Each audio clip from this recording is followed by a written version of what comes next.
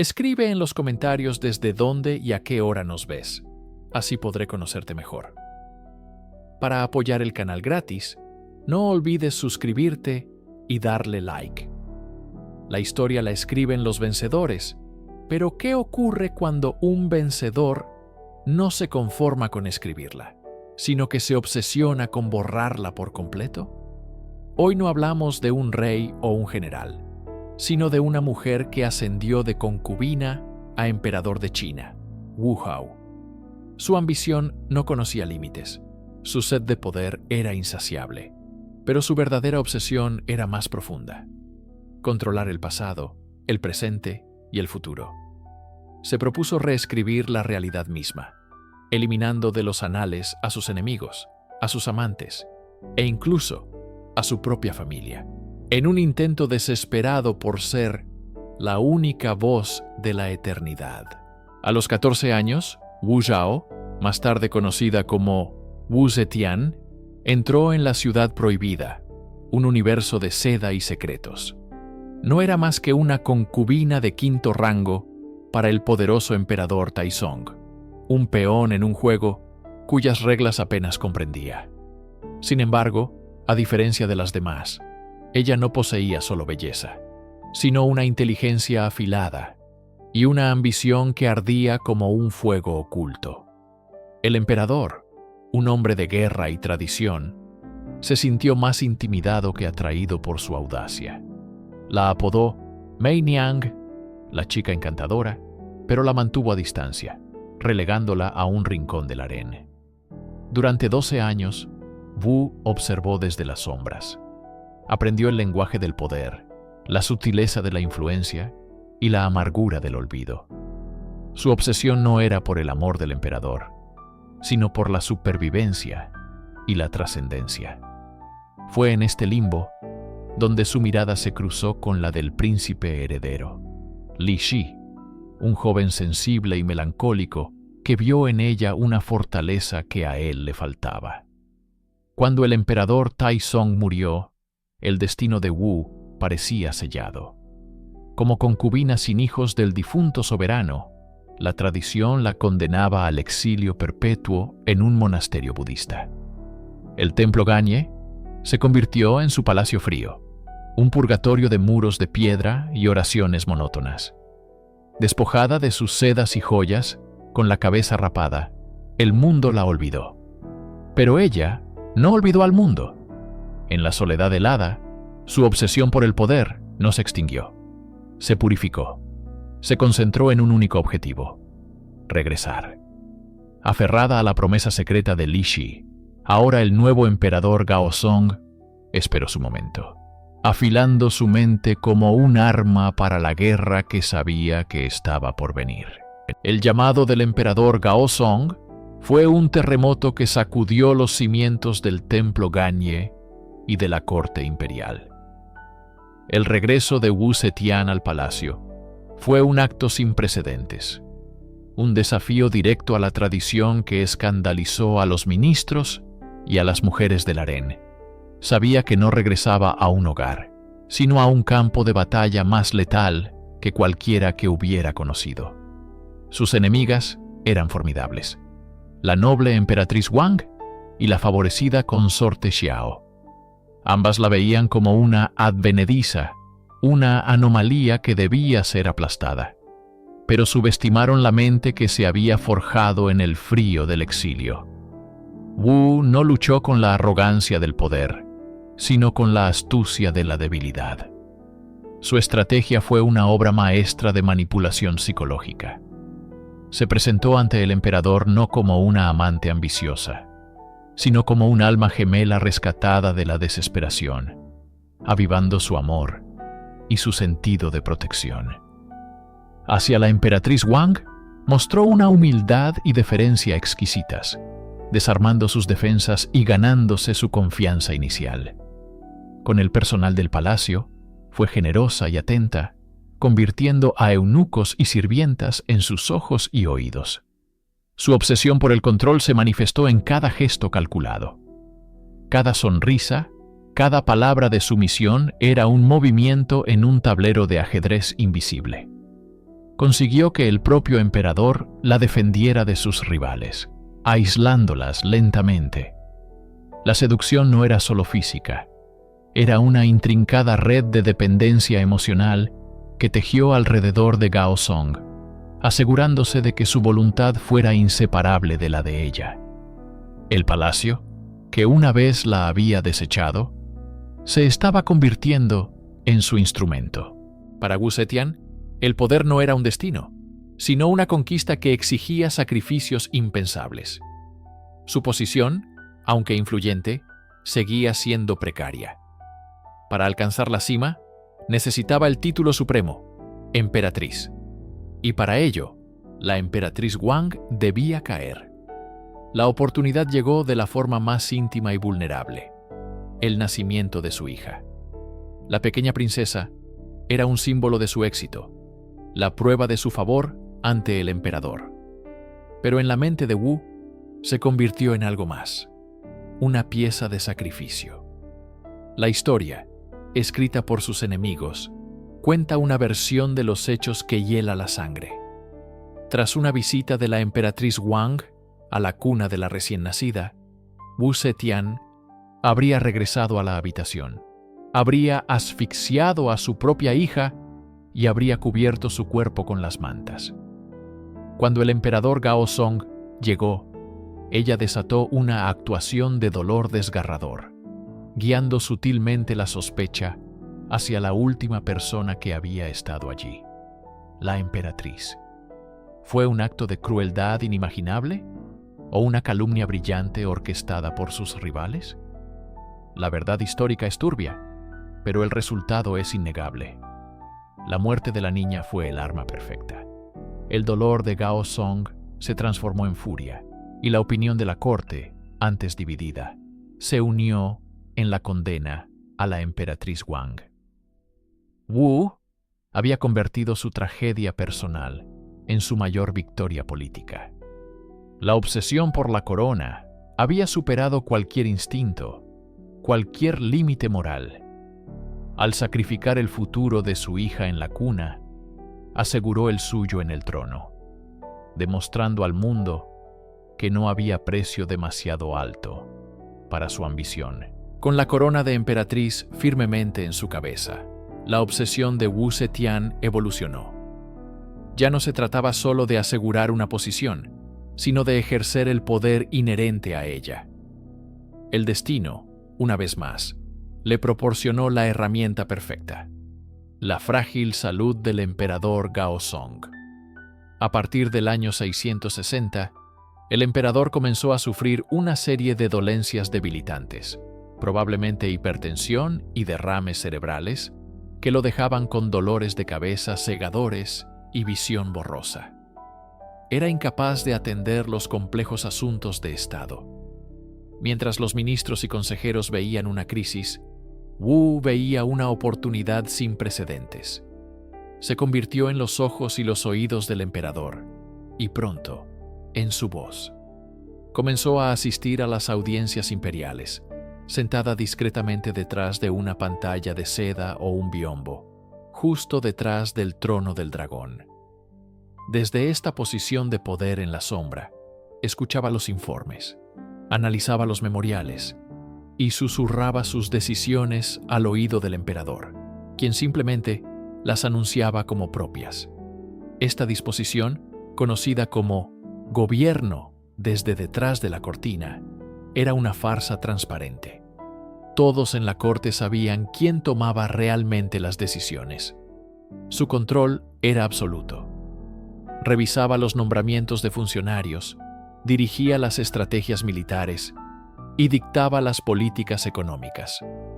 Su obsesión por el control total la llevó a estudiar historia, literatura y clásicos de la política, devorando el conocimiento que necesitaba para gobernar con eficacia.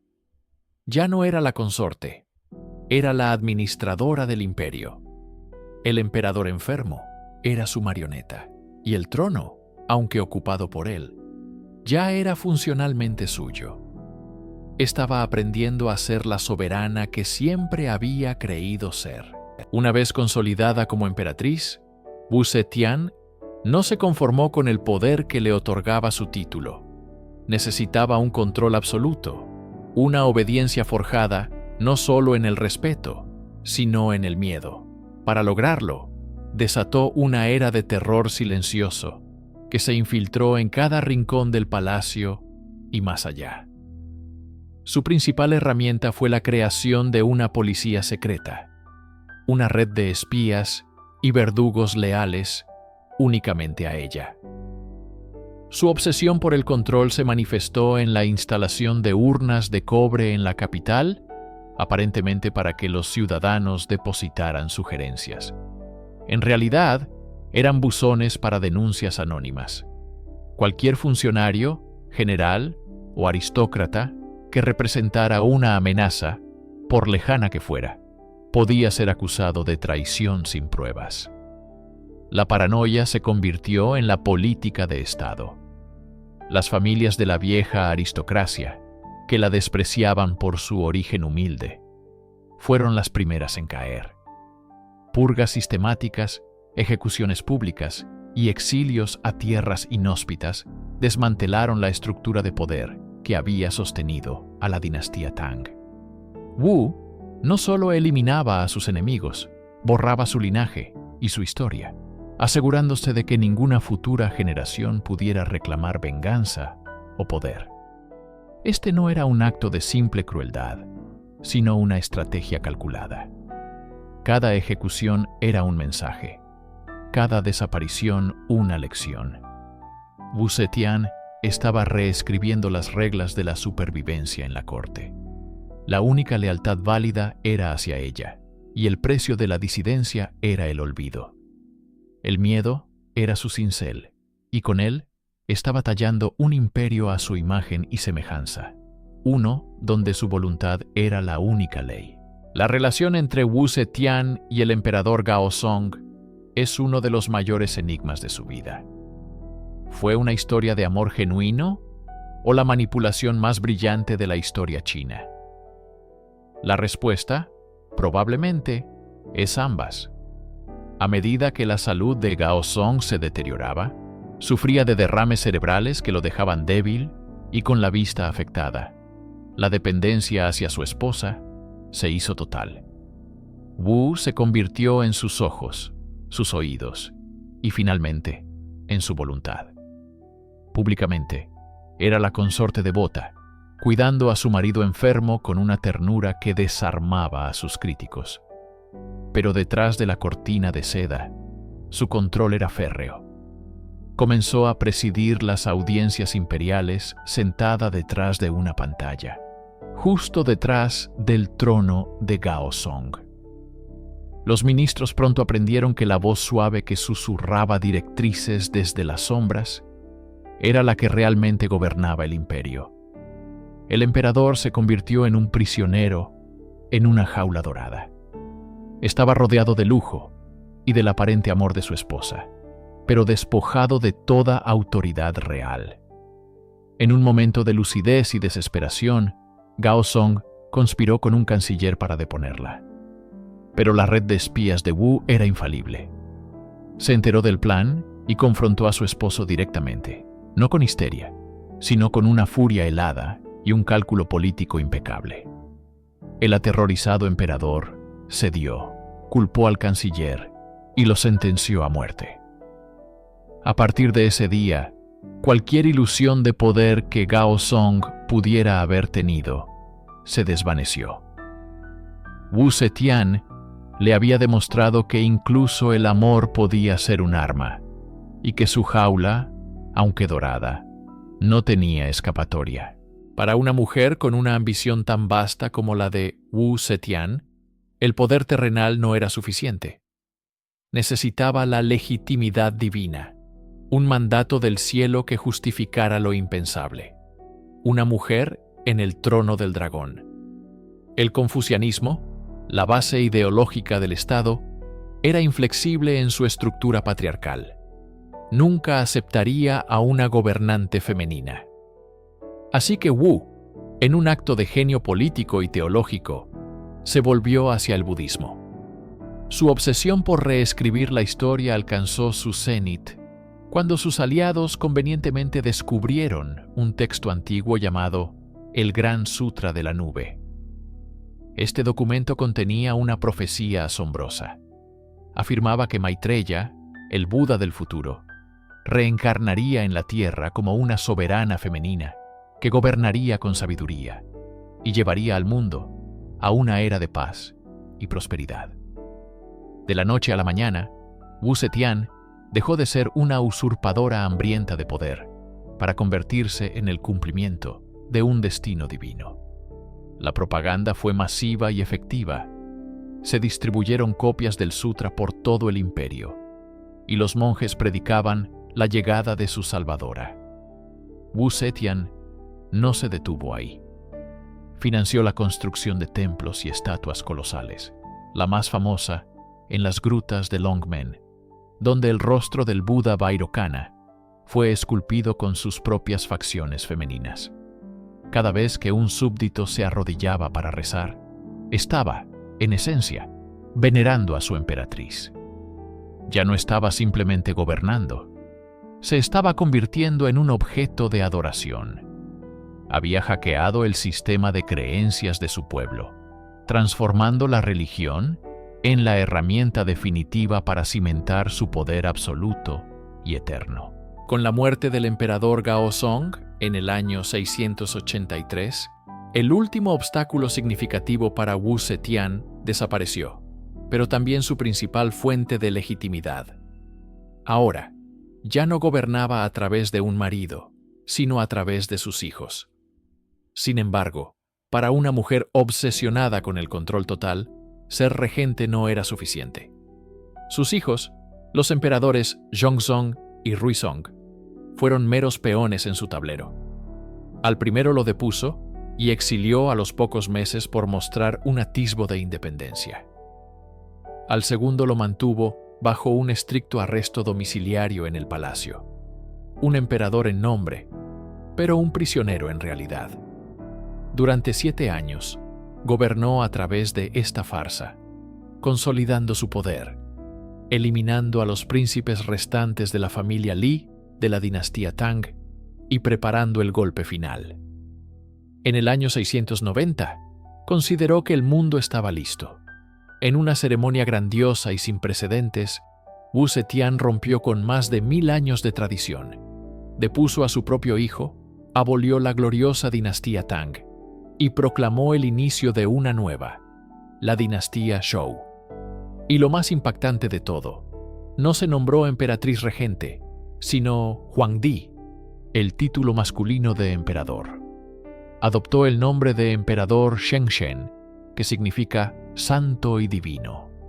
Para sellar esta ruptura con el pasado, incluso creó nuevos caracteres chinos.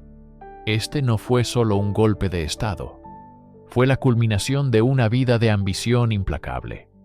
La concubina se había convertido en emperatriz, la emperatriz en regente. Y ahora, la regente se había transformado en la única mujer en toda la historia de China en ostentar el título de emperador. Había reescrito su propio destino, y con él, la historia de una nación. Una vez en el trono del dragón, Wu Zetian no se conformó con gobernar. Su obsesión era la aniquilación total del pasado. La dinastía Tang, fundada por la familia Li, no era solo una institución a reemplazar. Era una mancha en su lienzo, un recuerdo constante de que su poder no había nacido del cielo, sino que había sido arrebatado.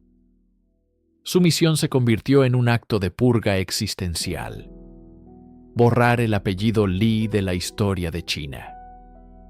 Esta no fue una simple consolidación de poder, fue una campaña de erradicación genealógica. Los príncipes Li, descendientes directos de los fundadores Tang, fueron los primeros en sentir el frío abrazo de su voluntad. Uno por uno, fueron acusados de traición en juicios que eran meras formalidades.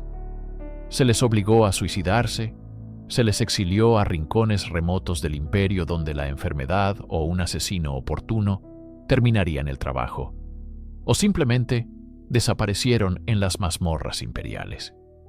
Cada muerte era un eslabón roto en la cadena de la legitimidad Tang. Para Wu, esto era más que política, era una refundación. Necesitaba un comienzo absoluto, una tabula rasa sobre la cual escribir el nombre de su propia dinastía, la Zhou. Los templos ancestrales de los Li fueron despojados de sus honores. Los nombres de los emperadores Tang fueron omitidos en los rituales de Estado. Cambió los colores imperiales, la música de la corte e incluso el calendario. Cada cambio era un martillazo sobre el legado de los Li, un intento desesperado por convencer al mundo, y quizás a sí misma, de que la era Tang nunca había sido más que un prólogo para su glorioso reinado. Su obsesión no era solo por el control del presente, sino por el dominio absoluto del pasado, reescribiéndolo para que todos los caminos condujeran, inevitablemente, solo a ella. Para mantener un imperio construido sobre las cenizas de una dinastía, Wu Zetian necesitaba un arma más poderosa que cualquier ejército: el miedo. Comprendió que el control físico era insuficiente. La verdadera sumisión nacía del terror psicológico, de la certeza de que cualquier pensamiento desleal sería descubierto y castigado. Así nació su policía secreta, un instrumento de paranoia perfeccionado por hombres cuya única cualidad era una crueldad sin límites. Figuras como Lai Junchen y Zhou Xing se convirtieron en los arquitectos de su reinado de sospecha. No eran simples verdugos, eran maestros en el arte de quebrar la voluntad humana. Se instalaron cajas de cobre en las capitales, con ranuras para que cualquier ciudadano pudiera depositar una acusación anónima contra otro. La lealtad se desvaneció, reemplazada por la sospecha. Un vecino resentido, un rival en la corte, un sirviente ambicioso. Cualquiera podía destruir una vida con una sola nota. Una vez acusado, el destino estaba sellado. Lai Junchen escribió un manual, el Manual de la Acusación, que detallaba métodos de tortura psicológica y física diseñados no para encontrar la verdad, sino para forzar la confesión deseada.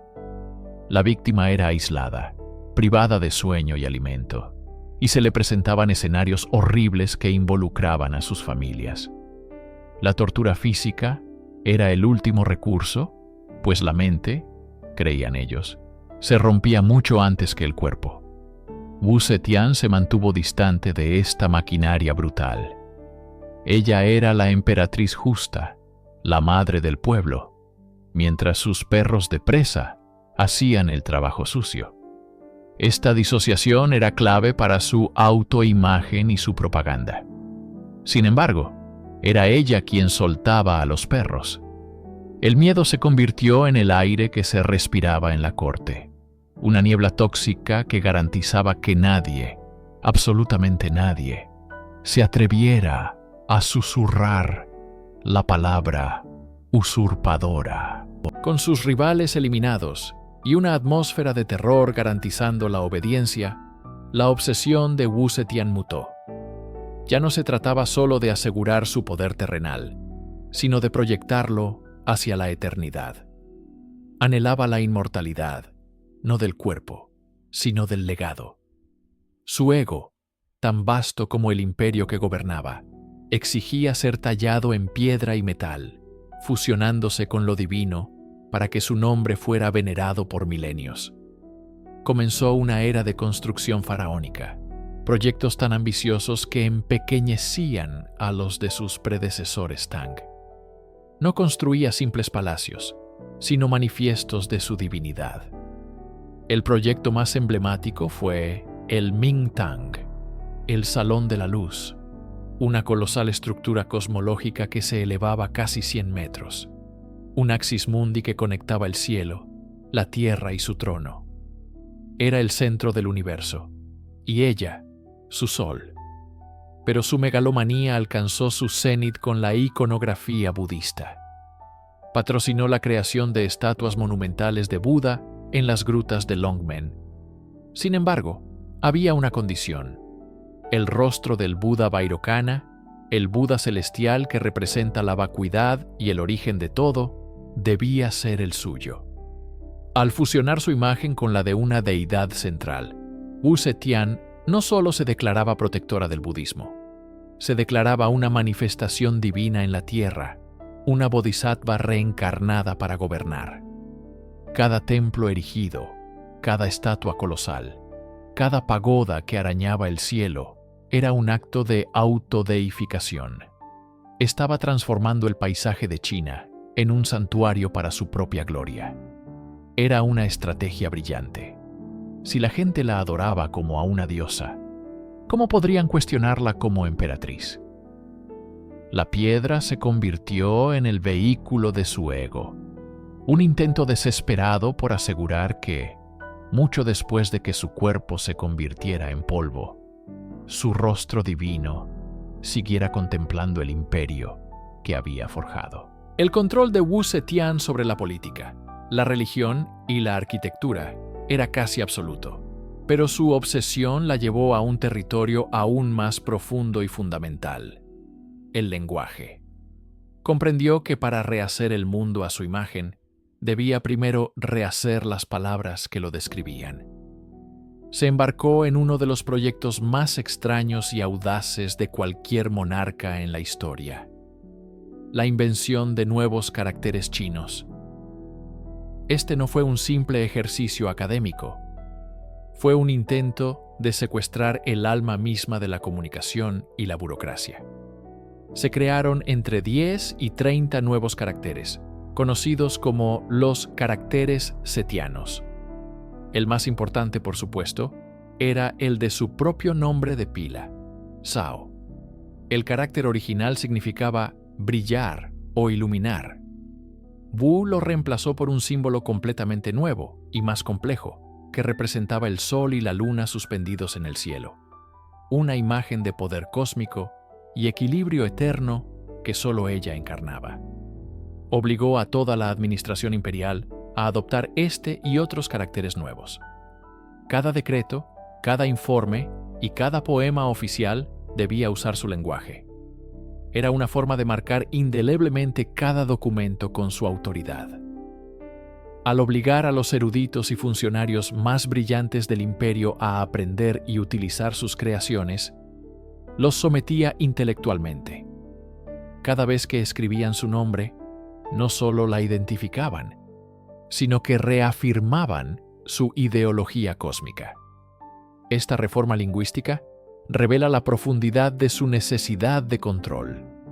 No le bastaba con que la gente obedeciera sus órdenes. Quería moldear sus pensamientos desde la raíz. Al cambiar los símbolos fundamentales de la realidad, intentaba construir una nueva realidad en la que su poder no fuera solo legítimo, sino que estuviera inscrito en la estructura misma del universo, tan fundamental e ineludible como el sol y la luna en el cielo. Al entrar en la senectud, la emperatriz Wu Zetian no buscó el retiro, sino una reafirmación de su vitalidad y poder absoluto. Lo hizo de una manera que escandalizó a la corte confuciana y subvirtió milenios de tradición patriarcal. Cultivó su propio harén masculino. El epicentro de este nuevo orden era su jardín de los favoritos, un círculo íntimo donde el placer personal y la influencia política se entrelazaban peligrosamente. Los más célebres de estos favoritos fueron los hermanos Shang, Yishi y Changsong. Jóvenes, hermosos y musicalmente talentosos, no eran meros amantes. Wu los elevó a las más altas esferas del poder. Les otorgó ducados, los colmó de riquezas y les concedió un acceso sin precedentes al trono, convirtiéndolos en sus ojos y oídos. Para Wu, esta relación era una manifestación de su poder supremo. Si los emperadores podían tener innumerables concubinas, ¿por qué ella, la hija del cielo, no podía disfrutar de la compañía masculina? era un desafío directo a las normas de género, una declaración de que su autoridad no estaba limitada por su sexo. Sin embargo, este jardín no estaba exento de espinas. La arrogancia de los hermanos Shang y su creciente influencia generaron un profundo resentimiento entre los ministros y la familia imperial. Se convirtieron en un símbolo de la decadencia y el capricho de la emperatriz, un punto focal para el descontento que se gestaba en las sombras. La obsesión de Wu por la lealtad y el afecto la llevó a confiar ciegamente en ellos, sin percibir que su jardín privado estaba sembrando las semillas de una futura rebelión contra su control absoluto. Wu Zetian comprendía que el poder militar y el terror no eran suficientes para asegurar su legado. Para que su dinastía, la Zhou, sobreviviera, necesitaba reescribir la propia tela de la historia y la ideología china. Su obsesión por el control se extendió al pasado, buscando en él la justificación para su presente anómalo. Inició una campaña de propaganda sin precedentes, encargando a sus eruditos de confianza la creación de obras que legitimaran el gobierno femenino. La más significativa de estas fue las biografías de mujeres ejemplares. Un texto que no solo exaltaba a las mujeres virtuosas del pasado, sino que sutilmente reinterpretaba sus historias para presentar el liderazgo femenino como una fuerza positiva y necesaria. Wu se convirtió en la culminación de esta narrativa, la heredera de una larga línea de mujeres influyentes que habían moldeado el destino de China. Este espejo de las mujeres era un reflejo cuidadosamente distorsionado de la historia, diseñado para que la nación viera en ella no a una usurpadora, sino a una figura predestinada. Se manipularon genealogías para vincular su clan a antiguos linajes imperiales, y se promovieron activamente textos budistas, como el Sutra de la Gran Nube, que profetizaban la reencarnación de un bodhisattva en un monarca femenino que traería una era de paz y prosperidad. Cada edicto, cada poema comisionado, cada templo construido, era una pieza en su gran proyecto de ingeniería ideológica.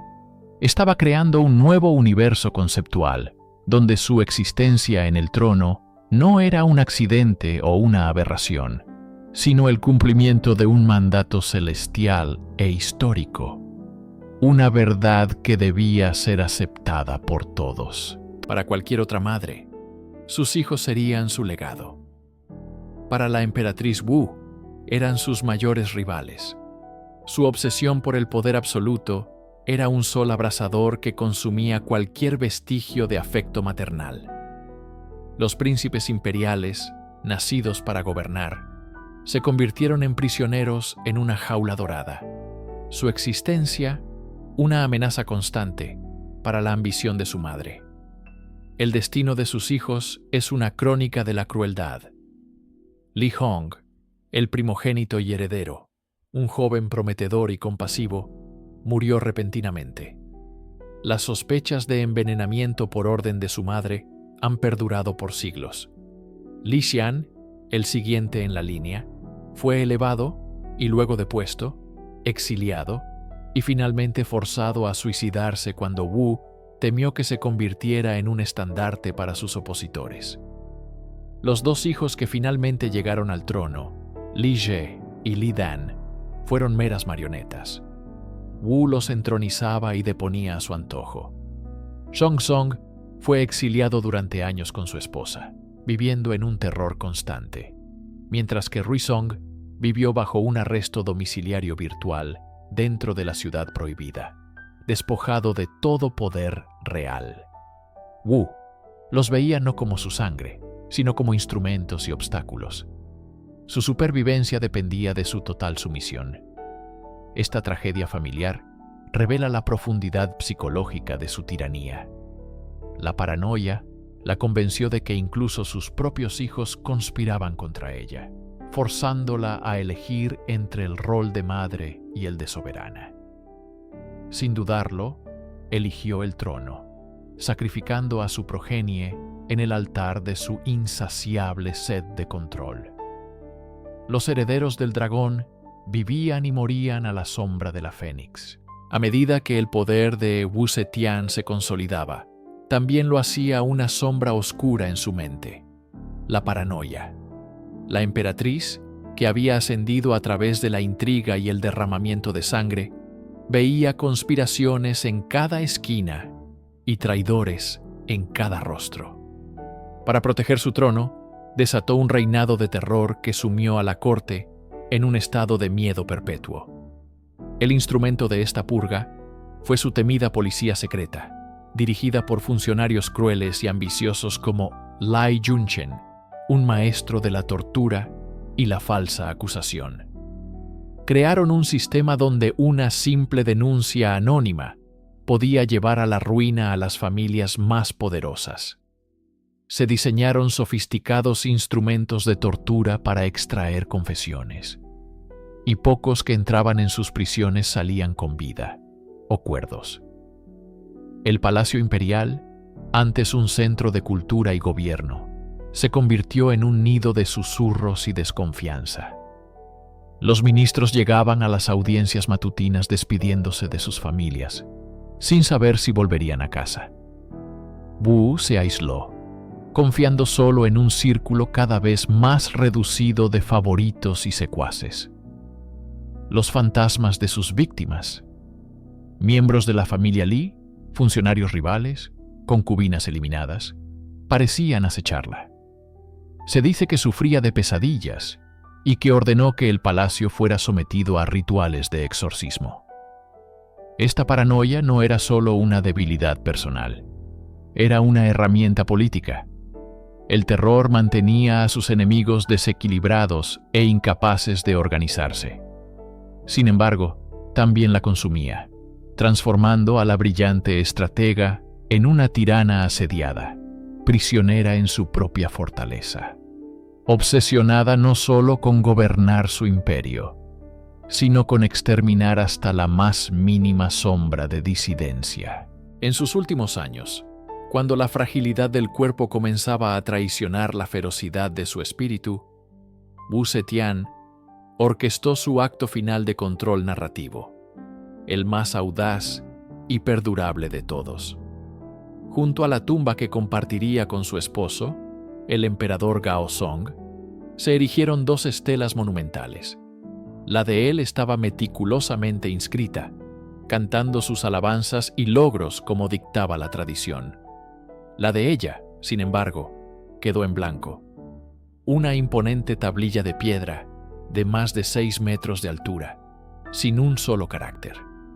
Este silencio pétreo es, quizás, su declaración más elocuente. Durante toda su vida, Wu había estado obsesionada con las palabras, con el poder de nombrar, definir y reescribir. Creó nuevos caracteres chinos, cambió el nombre de la dinastía y purgó a los historiadores que osaron registrar una versión de la historia que no fuera la suya. ¿Por qué entonces este vacío final? Los eruditos han debatido durante siglos. Fue un acto de arrogancia suprema, una declaración de que sus hazañas eran tan grandes que las palabras no podían contenerlas. ¿O fue, por el contrario, un gesto de humildad, reconociendo que solo el juicio de la historia y el cielo podría llenar ese espacio? La interpretación más fascinante se alinea con su profunda psicología de control. Al no dejar una versión oficial, Wu Zetian se negó a ser encasillada. Forzó a cada generación futura a enfrentarse a su enigma, a debatir su legado, a intentar llenar ese vacío. En lugar de escribir su propia historia, se aseguró de que la suya fuera escrita y reescrita eternamente. La estela sin palabras no es una ausencia de historia, es una invitación perpetua a la controversia. El último y más brillante movimiento de una mujer que convirtió su vida en un texto que nadie podría jamás terminar de leer. El año 705 encontró a la otrora invencible emperatriz como una sombra de sí misma. Con más de 80 años, gravemente enferma y confinada a sus aposentos en el palacio Changsheng, su control sobre el imperio se había vuelto tenue. Su poder, antes absoluto, ahora era ejercido a través de sus favoritos, los hermanos Zhang Yishi y Shang Changsong. Su influencia y corrupción habían sembrado un profundo resentimiento en la corte, un barril de pólvora esperando una chispa. Los leales a la restaurada dinastía Tang, liderados por el canciller Zhang Jianxi, vieron su oportunidad. La obsesión de Wu por el control se había convertido en su debilidad. Al aislarse, había perdido el pulso de su propia corte. En la fría noche del 20 de febrero, los conspiradores actuaron. El evento pasaría a la historia como el golpe de Shenlong o el golpe del dragón divino, un nombre cargado de simbolismo para derrocar a la mujer que se había autodenominado la Fénix. Las tropas tomaron los puntos clave de la capital y marcharon hacia el palacio. Tras ejecutar a los hermanos Chang, irrumpieron en las cámaras de la emperatriz. Allí, encontraron a la anciana monarca. Los relatos describen una escena de tensión suprema. Lejos de acobardarse, Wu Zetian se enfrentó a los hombres que habían venido a despojarla de todo. Les preguntó quiénes eran los traidores. Cuando le informaron que eran los Zhang, su respuesta fue de una resignación glacial. Sabía que el juego había terminado. La obligaron a abdicar en favor de su hijo, Li Xian, el príncipe heredero que ella misma había depuesto y exiliado años atrás. La Fénix, que había volado más alto que cualquier mujer en la historia de China, fue finalmente obligada a descender de su trono, no por un ejército enemigo, sino por las mismas fuerzas que había manipulado durante décadas. El golpe fue rápido, la caída fue total.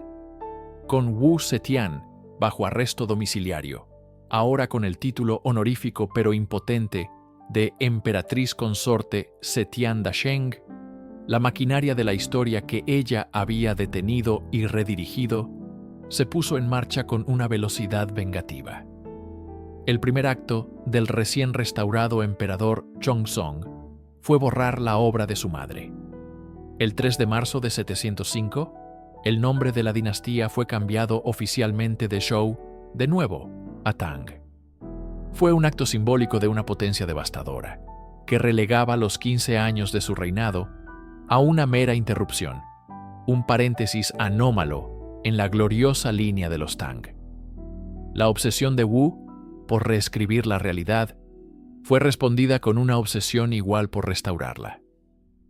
Los caracteres chinos que ella había creado y forzado a entrar en el uso oficial fueron abolidos de inmediato. Los nombres de las oficinas gubernamentales, los títulos y las eras que ella había instituido fueron revertidos a sus formas originales. Fue una purga sistemática de su influencia, un intento de extirpar su memoria del tejido mismo del Estado. Los historiadores de la corte, que habían trabajado bajo el miedo a su ira, ahora tenían rienda suelta para comenzar a construir la narrativa que se convertiría en el estándar durante siglos. La de Wu Zetian como una usurpadora cruel, una mujer antinatural cuya ambición había violado el orden del cielo y la tierra. Su control sobre la narrativa, que había sido su arma más poderosa, se había evaporado. Ahora, otros empuñaban la pluma y la usaban para desmantelar su legado pieza por pieza. La mujer que se creía la encarnación de un bodhisattva y la fundadora de una nueva era fue reducida, en cuestión de días, a una nota al pie de página en la historia de la dinastía que había intentado suplantar. La historia, finalmente, estaba contraatacando. Wu Zetian murió en diciembre de 705, meses después de su destronamiento. fue enterrada junto a su esposo, bajo la sombra de su enigmática estela sin palabras. Con su muerte, comenzó la verdadera batalla por su alma histórica. ¿Cómo juzgar a una figura de tal monumental contradicción? Por un lado, está la tirana obsesiva. Su ascenso al poder estuvo pavimentado con la sangre de sus rivales, incluyendo a miembros de su propia familia. Instituyó una temida policía secreta, que utilizaba la tortura y la ejecución para silenciar cualquier disidencia, sumiendo a la corte en una era de paranoia. Su obsesión por el control era absoluta, su crueldad innegable. Su historia es una advertencia sobre la naturaleza corruptora del poder ilimitado. Pero al otro lado de la moneda, emerge una visionaria incomprendida. Rompió las cadenas de hierro del patriarcado confuciano para gobernar un imperio vasto y complejo, con notable competencia. Expandió significativamente el sistema de exámenes imperiales, promoviendo a hombres de talento sin importar su origen aristocrático, sentando las bases de una meritocracia.